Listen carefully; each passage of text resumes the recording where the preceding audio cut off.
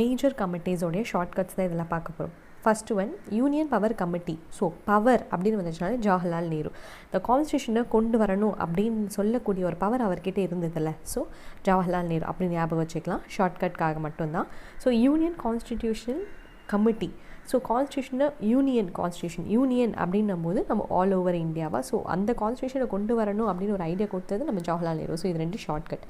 ப்ரொவின்ஷனல் constitution committee, இது வந்து Sardar Patel. So provisional அப்படின்னா ஸ்டேட் வைஸில் சும்மா சாதாரணமாலாம் சொல்லிட முடியாது, ப்ரொவிஷனல் அப்படின்னு ஞாபகம் வச்சுக்கலாம், இல்லைனா ப்ரொவிஷனலில் பட்டேல் அப்படின்னு ஞாபகம் வச்சுக்கலாம். சர்தார் பட்டேல். டிராஃப்டிங் கமிட்டி நம்மளுக்கு டிஃபால்ட்டாகவே ஞாபகம் இருக்கும். So doctor BR Ambedkar. Advice பண்ணுறதும் சர்வசாதாரணமாக பண்ணிடலாம். ஸோ சர்தார் பட்டேல் ஞாபகம் வச்சுக்கணும். Advisory committee on fundamental rights, minorities, tribal and excluded areas. So இது வந்துட்டு ஓவராலாக 5 சப் கமிட்டிஸோடைய தனித்தனி இவங்களும் யாருன்னு பார்க்கலாம். மேஜர் கமிட்டியோட ஹெட்டும். ஸோ ஃபண்டமெண்டல் ரைட்ஸ் நம்மளுக்கு என்ன இருக்குது, கிரிப்பழனி. ஸோ காய்கறியை கீதி பார்த்து வாங்குறதுக்கு நம்மளுக்கு ஃபண்டமெண்டல் ரைட்ஸ் இருக்குது அப்படின்னு ஞாபகம் வச்சுக்கலாம். Only for shortcut. ஃபண்டமெண்டல் ரைட்ஸ்னால் JB Kripalani. So minority sub கமிட்டிஸ்க்கு வந்து எச்சி முகர்ஜி. என்ன தான் நம்ம எவ்வளோ தான் சொல்லிகிட்டு இருந்தாலும், நம்ம கஷ்டப்பட்டு சொன்னாலும், நம்ம மைனாரிட்டிஸ் வந்து நம்ம போராடி தான் கிடைக்க வேண்டியது இருக்குது எல்லாம் அப்படின்னு சொல்லி ஞாபகம் வச்சுக்கலாம். ஸோ முகர்ஜி முக்கிய நம்ம கஷ்டப்பட்டாலும் மைனாரிட்டிஸ் அப்படி ஞாபகம் வச்சுக்கலாம். North eastern frontier tribal areas and Assam excluded and partially excluded area sub committee. So right side north ஈஸ்டர்னா ரைட் கார்னர் ஞாபகம் வச்சுக்கணும். Gopinath Bardoli.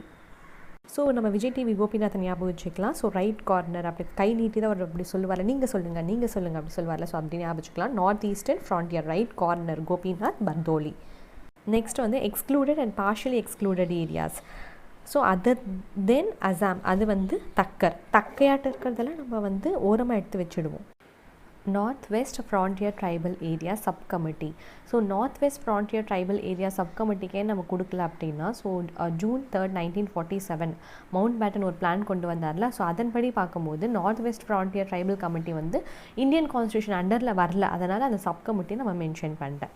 So point number 6 rules of procedure committee. அதாவது ஆர்னா ஞாபகம் வச்சுக்கலாம். Rules doctor Rajendra Prasad.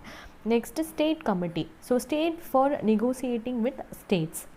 முன்னாடியே நம்ம பார்த்தோம் யூனியன் கான்ஸ்டிடியூஷன் அப்படின்னு வரப்போ நம்ம ஜவஹர்லால் நேரு அப்படின்னு சொல்லி பார்த்தோம். ஸோ யூனியன்னா என்ன, எல்லா ஸ்டேட்டும் சேர்ந்தது தான் யூனியன் அப்படின்னு ஞாபகம் வச்சுக்கலாம். ஸோ வித்தின் ஸ்டேட்ஸ்க்குள்ள ஒரு நெகோசியேஷன் வரணும்னா அது ஜவஹர்லால் நேரு அப்படின்னு ஞாபகம் வச்சுக்கலாம். Last one steering committee. So எஸ்ஸுக்கு அப்புறம் ஆருக்கு அப்புறம் எஸ் வருமா. ஸோ ரூல்ஸு ஸ்டியரிங் இது 2 ஞாபகம் வச்சுக்கோங்க. டாக்டர் ராஜேந்திர பிரசாத்.